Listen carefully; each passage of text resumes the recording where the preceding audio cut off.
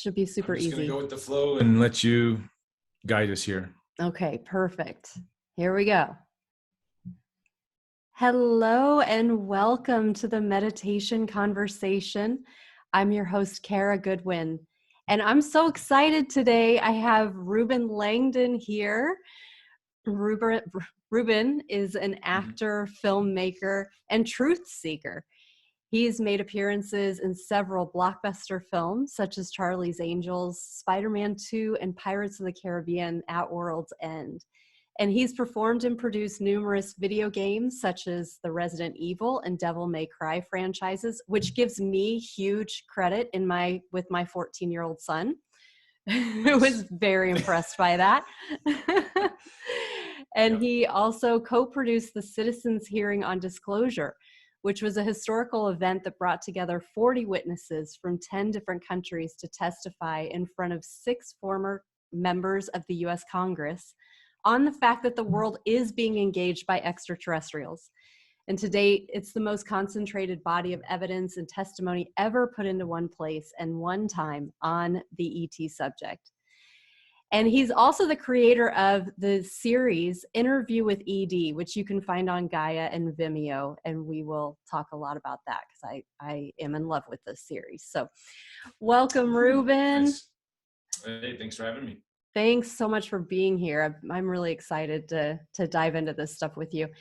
And Reuben and I met a few weeks ago when he was interviewing Michael Massey about pyramid technology. And many listeners of this show will know Michael because he has been on many episodes kind of talking about mysticism and many topics, shamanism and so forth. And but at that time you were in the area, you were in Indiana for the Mitchell Hedges Crystal Skull.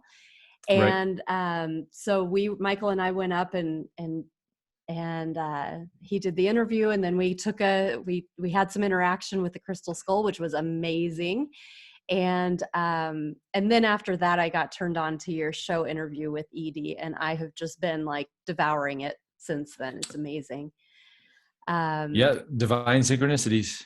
Exactly. Absolutely. Yeah.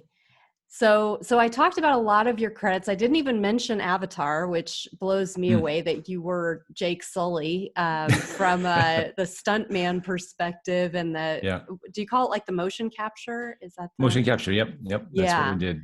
Yeah. So that's amazing. But you have a lot of credits. But for our purposes today, I really am drawn to talking about the extra dimensional side of it. That's my favorite subject to talk about. So awesome. Absolutely.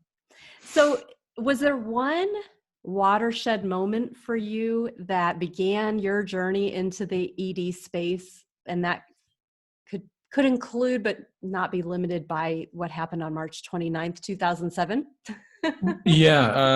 I should say since that the sighting was definitely the turning point. I had been exposed to the concepts and ideas through my mother at a young age. She was part of the Ramtha group, Ramtha cult, I'll call it. Really? I'm not familiar with this.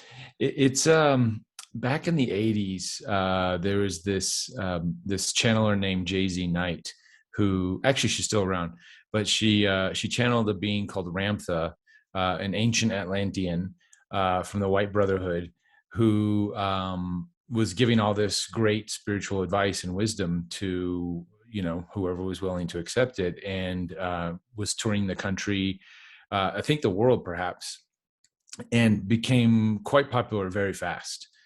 Sold many books and made millions on her public appearances, and was even on like the Merv Griffith Show, Oprah, and others. Wow. And so my mom was into that. And at the time I was just, I was a teenager, rebellious. And I was like, Mom, what are you smoking? Stop it. This is craziness. And fast forward a few years later and many years, a couple of decades later, and I have my UFO experience. And I was like, oh my God, was my mom right? What is all this? But I had been, luckily, because of my mom being in that, she got out later in the 90s. It kind of there was a strange, weird twist that the group and the people went into, kind of a fear-based into the world is coming concept or idea. And a lot of them, I think just the idea of this word that is being thrown around these days, got captured. I feel like Ramtha and Jay-Z got captured, and for the dark side. And then the messages started turning into, instead of self-empowering, taking away and the power. So getting people addicted to finding out what's going to happen next. What's going to happen next? Oh, the end of the world's coming. Oh, okay, when?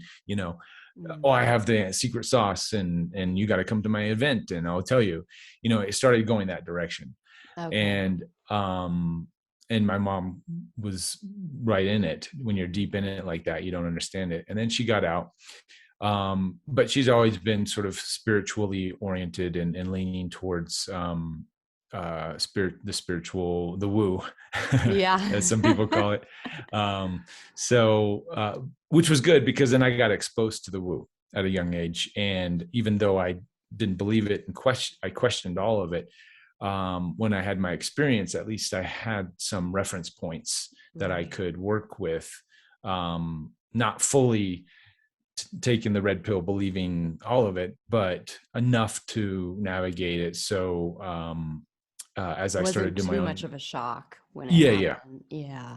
And as I started to do my investigations, I had some good breadcrumbs to follow, and that led me into this fascination of disclosure, and all these government agencies and whistleblowers coming out and developing the citizen hearing and producing it, thinking that if we got disclosure, all of our problems would be fixed. Not understanding that it's an inner journey as much as an outward journey, and we have to sort of work on both aspects. And going down the citizen hearing route, I got to see all these amazing researchers and whistleblowers and military personnel, and but there were some things that still just didn't set right. There was still, even though everybody had these otherworldly experiences, there was still this idea. I shouldn't say this idea. Most people who had the experiences knew that the phenomenon was benevolent. Very few people had negative experiences. There were a few abductees and people that came across my field that still were in sort of victim mode. But at the same time, I was getting exposure to some of the channel material, like Wendy Kennedy, who's in the show, Daryl Anka channeling Bashar. And I started feeling that, okay, this is a much better narrative over here. These people are saying that the ETs and everything is real, but it's a very self-empowering message, as opposed to fear and kind of what the mainstream media does with, are they here to save us, or are they here to destroy us? And maybe I think they're here to destroy us. Yeah. Don't you think? Yeah. Yeah. That's kind of the mainstream, even though disclosure is happening and people are talking about it, it still is, that's the default for the slant. Yeah. The mainstream media, which in my heart of hearts, I was like, I've talked to people who have been cured of crazy diseases. I've talked to people who have turned their lives completely around, initially in a bad situation, but eventually getting to this place where they are empowered, and they're taking this information or taking their experience and using it in an empowering way. So I don't know if all this negativity around this subject is the truth, so to say. Perhaps for them it's their truth. Well, I know it is for them, it's for their truth. But I think it's just how we choose to view it, that it could be positive, and why not? Like, if we have that choice of viewing it through a different lens and creating a positive reality from these experiences, sign me up. Yeah. Yeah. Why Right. why embellish in the fear and the negativity. So that was the inspiration for the show, was just after being in those worlds for a long time, seeing that there's another narrative that's emerging with the channel material, knowing in my heart of hearts that my experience wasn't negative, that I've had through this sort of red pilling experience, I've seen a world I didn't know that I do know it exists. And it's creating a lot of positivity in my life, because I'm peeling away the onion layers of the illusion that I was living under. And even though some people say they're having negative experiences, that when you collect the collective data, it doesn't seem to be that way. Most, I think there's Edgar Mitchell's group, I forgot the name of it, it was a research group that he was helping to fund, and I think the group still exists, but they did, Mary Rodwell, who you had on, she was part of this group. Oh, okay. Maybe she talked about it. They did a worldwide study on all kinds of people, over 1 million people, I think, and like 90% of the experiencers that were interviewed and talked about said it was a positive experience. So there's a very few amount of people in the overall perspective of experiencers that say they've had a negative experience, but that seems to be the one that the media, the narrative, the one that gets out into the public, that people are pushing out there, seems to be that. And I thought that was suspicious. So I was like, okay, I want to tell a different story. How do I do this? And then the channeling stuff was coming through, and I'm like, okay, I just need to put a lens over there. And that's when I started the inspiration for the show. And Wendy Kennedy and Nora Harold were, and Daryl Anka were coming to my ET media meetup groups I had at my old studio in LA. And I would kind of hang out and chat with them, and they would share their perspectives. And I'm like, okay, I don't know what I'm doing yet, but something's brewing here. Let's start some interviews and let's see where this goes. Oh, that's amazing. That's wonderful. So let's thank you for going through all of that. No, it was beautiful. But I put the teaser out there about your own contact experience with the UFOs that you saw in the sky. Yep. Do you mind sharing that personal experience that you had? Sure. It's pretty basic, non-eventful, I should say. Yeah, I mean, I see them all the time in the sky. Exactly. I saw some this morning. Exactly. For what we're going through now, and where we can literally just sit in meditation and and call them in with the CE5 stuff. I didn't know any of that back then. I didn't have those tools. So here I'm, walking. I was living in Glendale, which is right next to Burbank, California, where a lot of the movie studios and stuff are. And at the time, I was in the middle of the 4-year run on Avatar. So we filmed Avatar from, I think, 2006 to 2009 or 2005 to 2010 was the period I was working on Avatar off and on. And so all this stuff was happening for me on Avatar. I didn't make the connections till later, but I was being red pilled while I was working on Avatar. So what do you mean by that? In the movie Matrix, this is where, the red pill, it's sort of like a term used now in the mainstream for, are you awoken? Have you woken up from the Matrix? But in the sense that realize that we are living in an illusion. The Matrix actually says it, we're living in an illusion, not in the way that we're being in the exact sense that the Matrix is being portrayed, but the analogies, I should say that actually the Matrix was probably a red pill moment for me, because I started to question everything, which then went back to my mom's, again, having this experience from a junior high school student, the whole Ramtha thing. I'm like, okay, wait a minute. Ramtha is a lot of these concepts Ramtha would talk about. That's kind of weird, but all right. But the Matrix had a major influence on me.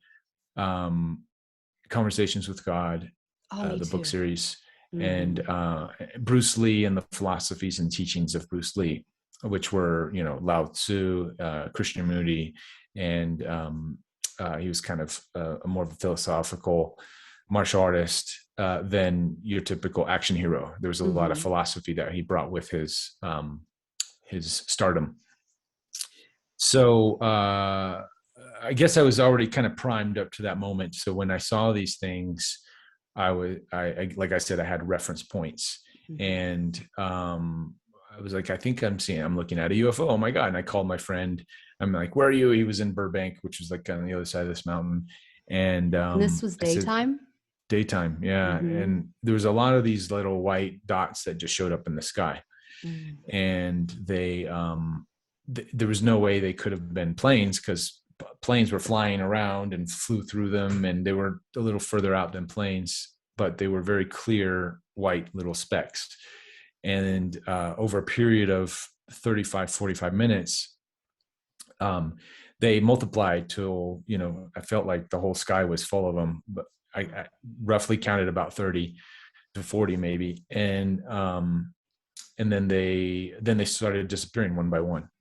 So that was enough for me to say, okay, that was something. It was a UFO. It was something. It definitely was a strange anomaly, and I needed to do research. And then as I had already saw on YouTube, this was back before YouTube was censored, Stephen Greer's Disclosure Project. Oh yes. His 2001 Disclosure Project. I had already seen that. So again, that was preparing me for this experience. So I had more reference points, and the experience itself was pretty, it was a nothing burger compared to, my life these days. Yeah. But it was enough to pull me out and get me on the path to start questioning reality. And then perhaps having a new lens to look at all my past experiences and everything that was going on that I had sort of put in the crazy, wacky camp, and that's not true. And my mom's, smoking something. Well, and there's something to be said. I mean, even if they didn't beam you up or come down and you actually saw alien form or something, there is really something to be said for having that third dimensional sight experience versus the meditation thing, because it's more objective. It's more like, okay, I'm looking at this for half an hour. I don't know what that is, but it's not something that is in my in my mind, which you could eventually explain to yourself if you went around the houses as imagination, where it's it felt really, really real. And yet, it's also within me, and it's subjective in that way. So, and just a simple Google search at that time was, I found all these similar sightings, and I actually found videos of people posting that had very similar anomalies. And then you just dig deeper, okay, well, what did they see? What's going on here? Why is the world not talking about this? How come there's a controlled cover up of this? They're not all crazy, maybe one or two, but maybe I'm crazy, but I know they're not all crazy. So yeah, just onion layer upon onion layer of peeling away to then finding and questioning the world around us. And which eventually, if you're focused on that outer world, eventually it's going to lead you to an inner one. Because when you start researching, how do they get here? What's their fuel? Well, you start to learn that space and time doesn't work how we fully have been taught. And that would be the only explanation, is if they're able to bend space and time using, logic and our current paradigm of science. Of course, there's no way they could get here. So then you start to have to, massage your thinking and your critical thinking skills, and use them in a way that is going to then just start is digging. Many people come from the emotional and intuitive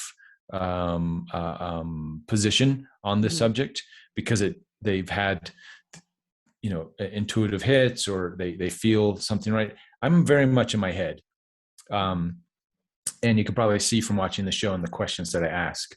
I'm very much like trying to figure it out, Mhm. and technically, and that's just a hyper masculine approach to all this.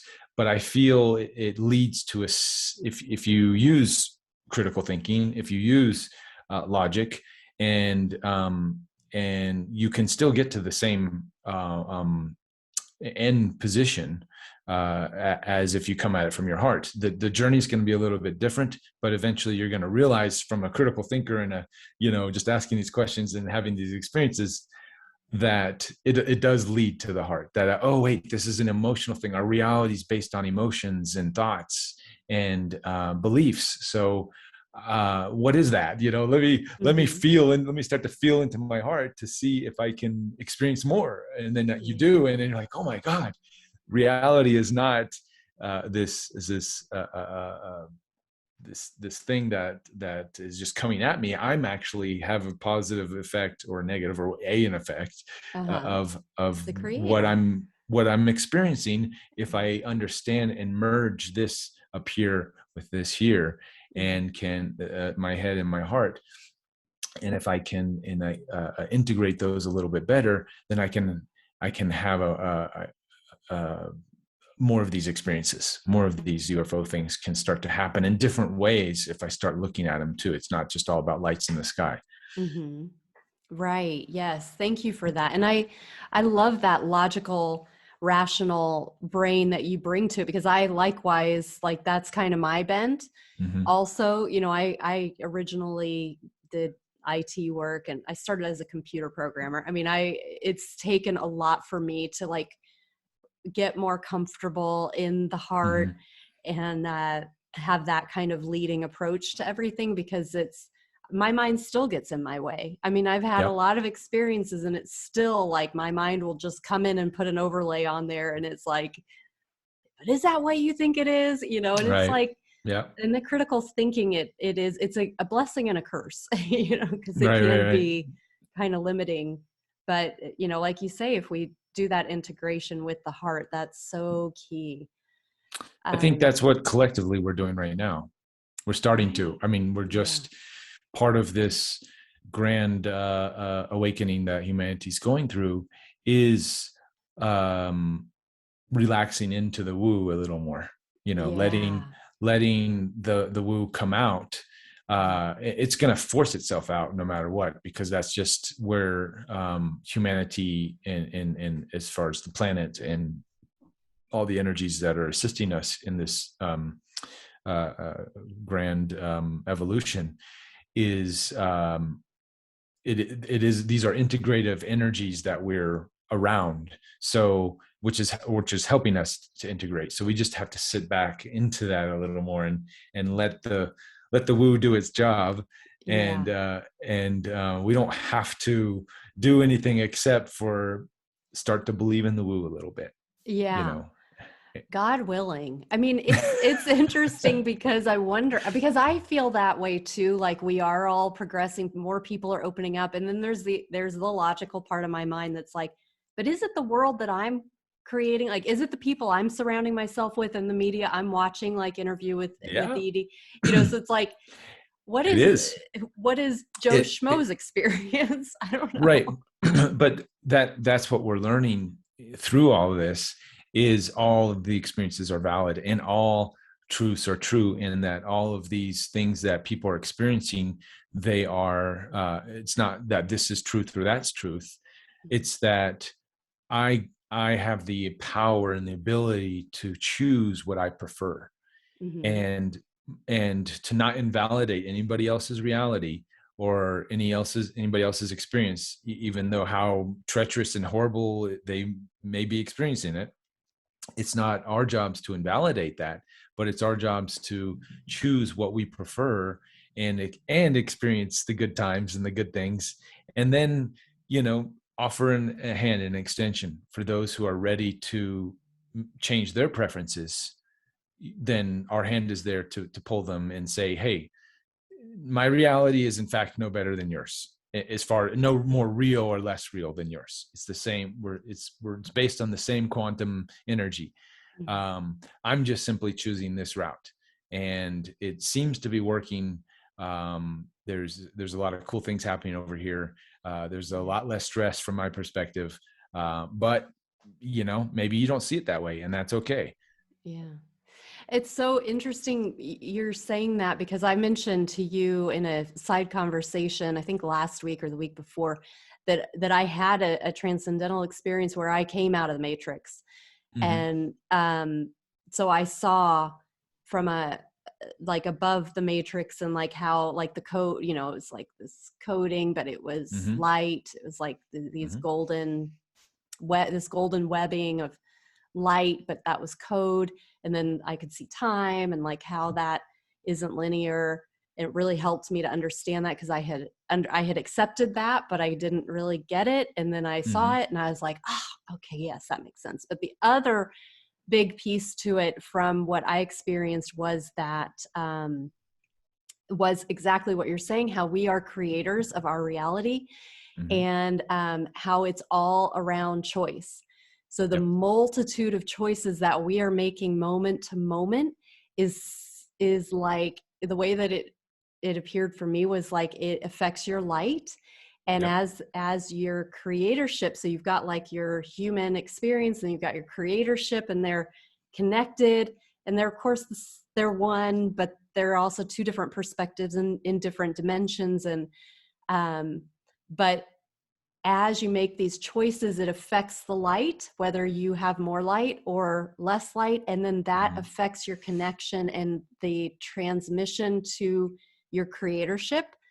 And so if you're making the choices that increase your light, then you're more connected with your creator being, and you're like signaling what you want. Like, okay, I'm giving you more, Absolutely. I'm showing you more light, and this is what I want to come in. Like, you're just Yep. always showing what you want to What you be. put out is what you get back. Exactly. Yep.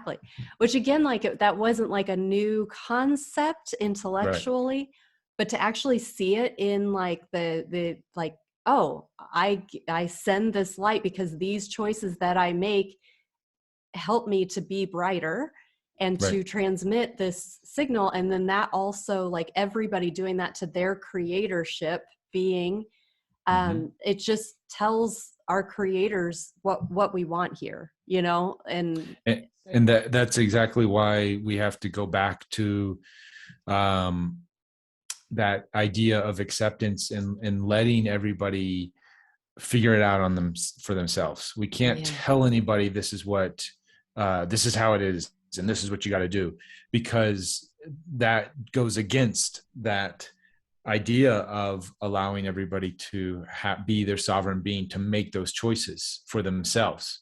Because right, we know if people make empowered choices for themselves, that the whole world will be this super planet, right? With that yeah, we will be in Star Trek, yeah, in the idea of flying around spaceships and talking to the aliens and having great technologies and no mm, illnesses and all that stuff. We know that world's attainable, but and it may be obtainable through other ways, I don't know, but the way through my research and that I've seen is that we have to allow people to make their own choices, and mm, they have to make empowered choices through their own will, divine will, and not by following the herd, so to say, or just doing what I'm told because that's what the way it is. mm, And so the biggest message that I have, that I always try to give everybody is self-empowerment, and give people the tools, or guide them to the tools, like in the show, that is all about self-empowerment. I think the core theme of the whole show is just about, how does each person individually become their own decentralized power unit. And this is where we're walking into concepts like in the collective, this idea of centralization and decentralization, and we're seeing it in our finances, and how cryptocurrencies are seem to be more empowering when we take away these ideas of centralized finances or centralized control groups like the YouTube or the the media that's sort of got this top down centralized way of doing things. We're seeing how that can easily get corrupted, and then we're also seeing the empowerment of decentralized platforms like a BitChute or Rumble or Odyssey and other new technologies that are coming out that are actually just a reflection of the collective evolution where humanity is going. Oh, I love that. Yeah. And it's interesting because you mentioned that what's the word? The cult thing, that's come up a couple of times. And right. in my world, this has also like been something that just, I'm watching The Vow on HBO, which is about that Nixium or whatever. Nixium. Yeah. The Nixium cult. Yeah. Yes. Terrible. And that has been like really hard to watch, but shocking. And but it's also, I think, important because it shows this slippery slope. And you described it beautifully with the organization your mom was a part of, where you don't like, one of the points that somebody made in the show last night that I was watching was like, nobody joins a cult. Nobody signs up for a cult. You sign up for something that you think is going to better yourself. Like you feel good. It starts out as empowering. You feel like you are shifting into something that's going to really help you. And it evolves or devolves into this prison. And it happens like you start to build your own prison and you don't even realize it's happening. And so even though I've like kind of hated this documentary as I've watched it, because it's been so hard to watch, but I'm like, I feel like I have to understand it, because it is like such a slippery slope. And another one is the John of God stuff that's coming out on Netflix. So, and we actually go into this in our documentary film. Oh, really? But yeah, it's the same thing. All of these woo energies that are out there, they exist, and people are having these woo experiences, and it's changing their life in a positive way. But what happens is, instead of using the woo to wake up from this reality, and then like, okay, now that I understand this reality is not what it seems, okay, how can I better it myself, and what tools and things can I use? Unfortunately, a lot of people, well, it saved me, so it must be right. They don't think that something that there's such a black and white, polarized, this is good, this is bad idea of what we've kind of a cultural story that we've been telling ourselves for eons. And because of that story, we easily give up our power, because we think, oh, this must be good. And no, there's good there, but there's 100 shades of gray. And we're being blind to those gray and even sometimes very dark black areas. And we're not using discernment. So we give our power away, and just by blindly, following the mice off the cliff. And all of this is what all of these woo people, from the gurus to the Maxiums or Nixium, to the all the cults in the world.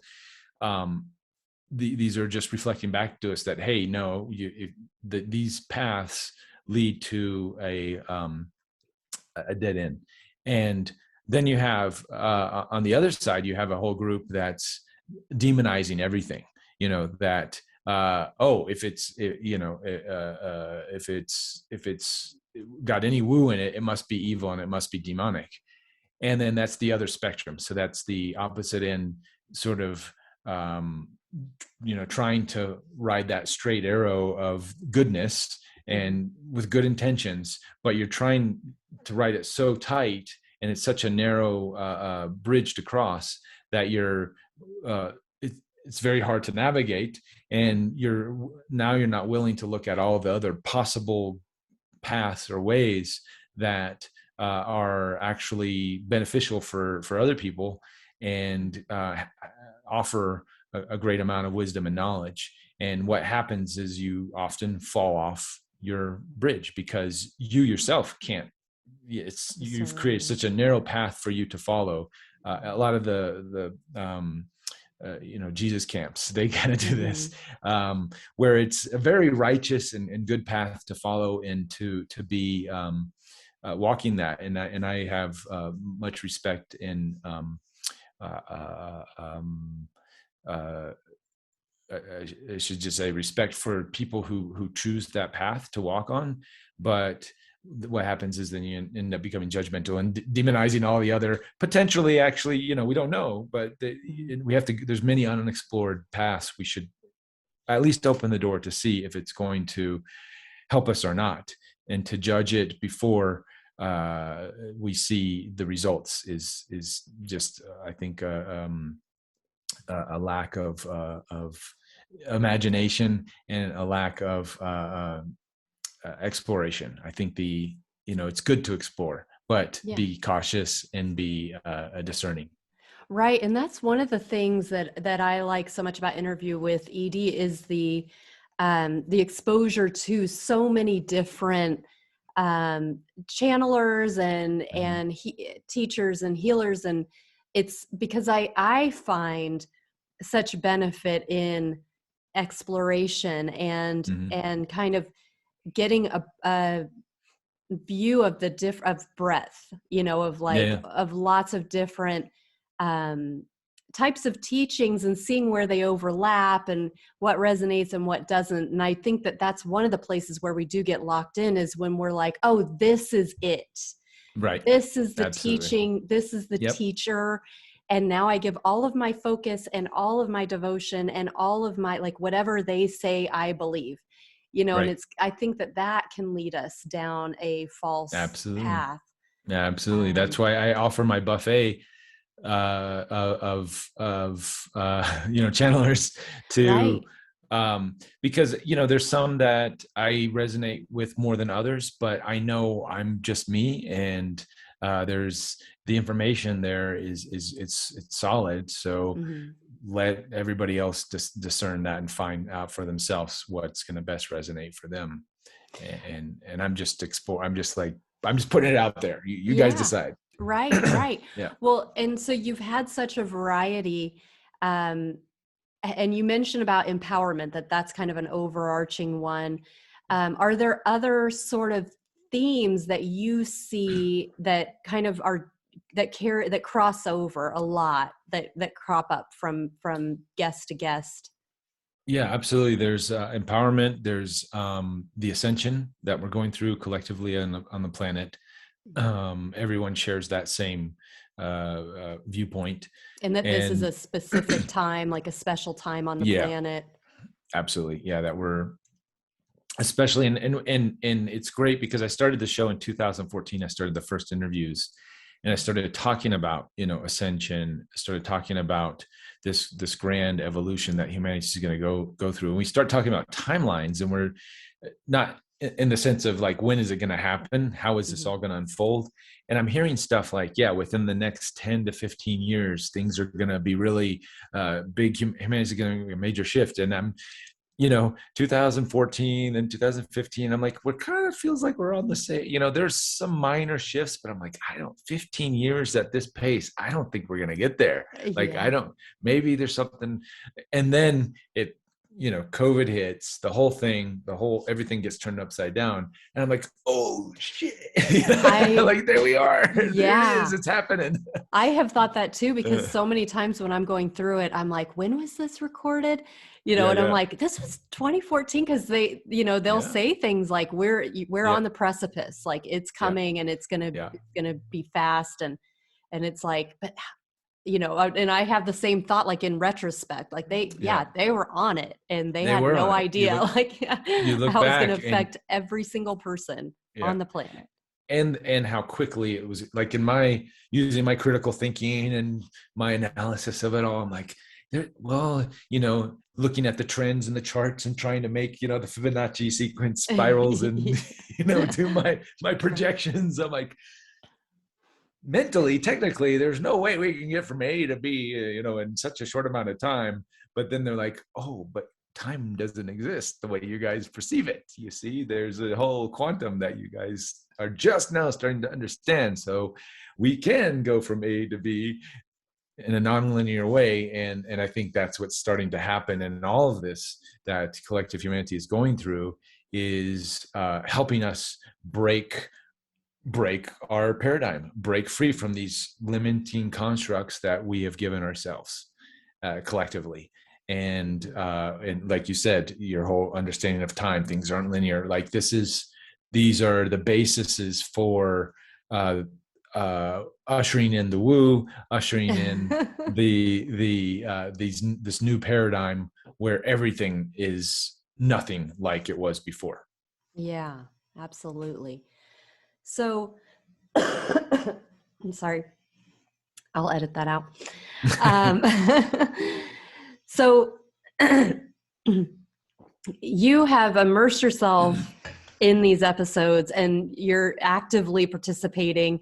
And as the show goes on, you get more and more immersed in it. So for example, you do a hypnotic regression where you began channeling with Barbara Lamb, and then you tapped into what could be your own like off-planet hybrid children.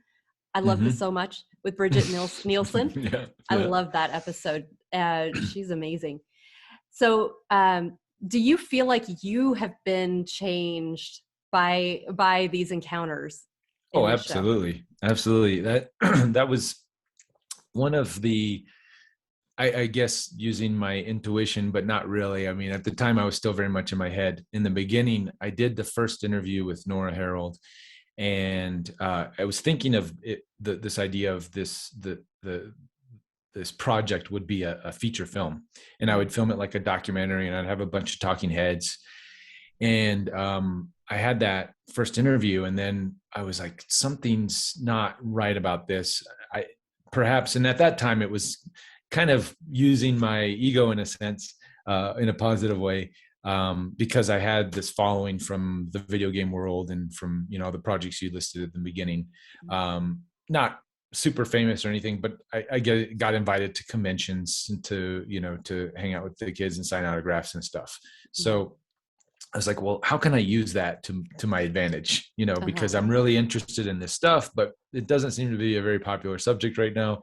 How can I get more eyes on this? And I thought, well, if I put myself in it, as not just talking heads, but if I'm actually the interviewer and people can see me interviewing, perhaps I can get some of that audience over into this world. Yeah. So then I sort of switched the format, and then I did my second interview, which actually is my first interview in the show, with Wendy Kennedy. And I put myself in it, and I asked my cameraman friend, I'm like, hey, I need some help with this, and filmed it. And then I was thinking how that was going to be in part of this film project. And then after that interview, I was just blown away. There was so much information. I'm like, how can I just take 5 minutes of this interview and put it into a film? Like, that's what a disservice to all this amazing information. It's like, okay. And I thought about it, I'm like, okay, let's put it out as a TV show and sort of do these episodes. And then I went back to Nora and I said, hey, Nora, I'm changing the format around. Can we do an interview? And then she's like, yeah, sure. I said, can we redo the interview? And she invited me over and we redid that. So, and then it just, I didn't know exactly how it was going to manifest or form, but I was like, okay, I'm just going to stay on this trajectory, using synchronicity, allowing, people would recommend people. And I was like, where am I traveling? And it was sort of my own personal pet project. I still was, making my money from the film world and not from that. It was just a thing that I was just putting out for fun. And then it started to gain popularity, and more people started watching it. And then absolutely every interview for me was a personal, like, another layer of the onion, of this collective story that I'm trying to figure out. Oh, there's that piece, and there's this piece, and and this thing, and okay. So, and people get to see my journey. They get to Yeah. see me figuring it out from, the first, if you watch it in order from season 1 to now, the questioning starts to, it's not like my own documentary or anything, but in a sense, you can tell by my questions how my evolution is evolving through the understanding of all of this woo. Right. I love it. Woo. All the woo. So when you're dealing with extra dimensionals, there can Mm-hmm. definitely be some dicey territory. You kind of you went into this a tiny bit already, Mm-hmm. but are there examples where you felt like you've gotten into territory that wasn't Oh really for yeah. your highest good? Yeah. um yeah, there was a few interviews. Most of the time I'm just guided by the divine synchronicity, and I trust that, and it's going to lead me to the place that I want to, the message that I'm trying to convey to the world. It's I just trust that, Yeah. okay, this showed up in my life, okay, let's look over here. This showed Uh-huh. up. But I have, not everything that just shows up is there for you to grab it. Sometimes it's there for you to say no, thank you, and Oh, yeah. to refine your view of your preferences. Mm-hmm. So that's part of what I think a lot of the woo, this community, something shows up. Oh, it's my, my what do they call it, the my twin flame, and oh, I Oh, got it, right. Yeah. Yeah. the Yeah. divine synchronicity and all this stuff, and it's my twin flame, and we got to do this, and then Yeah. you're like, well, maybe, just maybe, that person showed up in your life so you can actually say no. Yeah. Or refine your, what aspects of that person is it that, the universe is presenting to you. Always a gift, a present. That's what we get by being present in our day-to-day lives, is these amazing experiences show up for us. And the universe is always giving us these presents so we can refine who we are, these choices. We Mm-hmm. can make the choice to go into the direction we want. And there's lessons in all of these presents that show up. And and it's up to us we're telling the story by how we respond, like you said, with the choices. We're telling the story by doing that, but we're also telling our own story and learning the lessons by what we allow into our reality. Mm-hmm. So we can go into some really dark places and still stay positive, Mm-hmm. but know that by opening some of those doors, you're allowing more of this crazy energy in, and then that's when you have to refine your discernment. Yeah. So that's a big part of my lesson for the show, is allowing the woo you have to allow the woo in to experience it, but also by doing that, you're also opening yourself up to all kinds of things that may not be the benefit for your evolution individually, as well Right. as what I'm putting out to the collective. Right. So, and everybody, that's what the buffet, everybody's going to see it through different lens. This Mm-hmm. person they may resonate with, this person they may not. Mm-hmm. Personally, I resonate with all of them Mm-hmm. on some level. Otherwise I wouldn't put it out there. But I'm sure there's plenty of amazing people that I just haven't, that are amazing, that I don't resonate with, that I haven't put on the show. Mm-hmm. That are amazing in their own right, and that there's going to be lots of things out there. But then there's also, I put my filter on there, so people are getting a refined, Reuben, I'm channeling the channelers, they're Yeah. getting Reuben's refined version of all of this wacky woo stuff. But so far it's been working for me. Doesn't mean it's going to work for you, but why not go and explore that if you're willing and curious and open. Right. I love it. And it also, I guess it depends what you define as like, because the way I phrased it was like, has it all been for your highest good or whatever? Yeah. And so it's kind of like, well, how do you define that? Because it may be Right. that something comes through that's like, oh, that's kind of scary, or, you know, that's Yeah. not like what I would choose to necessarily interact with. Right. But then, like you say, there are the lessons, there's the discernment that we get along the Hmm. way. So it's kind of like, well, maybe when we have those kinds of experiences, it's actually like a fast path, you know, that we could have had Absolutely. like 12 really beautiful experiences that eventually got us to that lesson that we got from one like really unfortunate encounter, and we learned it like so much quicker that way. Exactly. Exactly. So, and that's up to each individual, their process, Hmm. um, how they're going to get it. Um, it's not up to me as an individual to judge or discern for somebody else. That's part Right. of this allowing of everybody making their own choices, and Right. and just, you know, kind of trying to guide, but to a certain extent you got to take a step back, and this is where our guides, they know this too, you know. Hmm. That's why they kind of hide in the shadows, so to say. They hide in the back, waiting for us to get to certain levels within our own individual evolution before they know they can come out and and interact in a empowering way and not in a disempowering way. Because so easily, I've seen, especially in this community, so many people just giving their power away. Well, my guides say, and this and that, you know. And oh well, let me check with the guides. Hmm. Well, you know, I'm like, well, why can't you make that decision? You know. Yeah. But nothing against that. I mean, these are great tools, that at different levels we can, you know, absolutely. What do the guides say? You know, I want to know. Yeah. You know, Yeah. so it's different in every case, a scenario, every person, every case and every scenario is different, and every person and how they discern and interact with the guides or with these woo energies, and what label they put on it. You know, for some people, it's going to be disempowering. Just this whole idea, they're going to tune into the show, and they're not going to get the message that we're trying to convey with the words, and they're immediately going to go into the aliens are here to save us, Hmm. and they're going to, you know, dissect every program, you know, watch every episode 20 times. This was me before too, you know. Hmm. I was a part of that. um well, they're aliens, they must be saying something good. Hmm. Yeah. You know. Why would they even be here, which is the logical point and that stuff.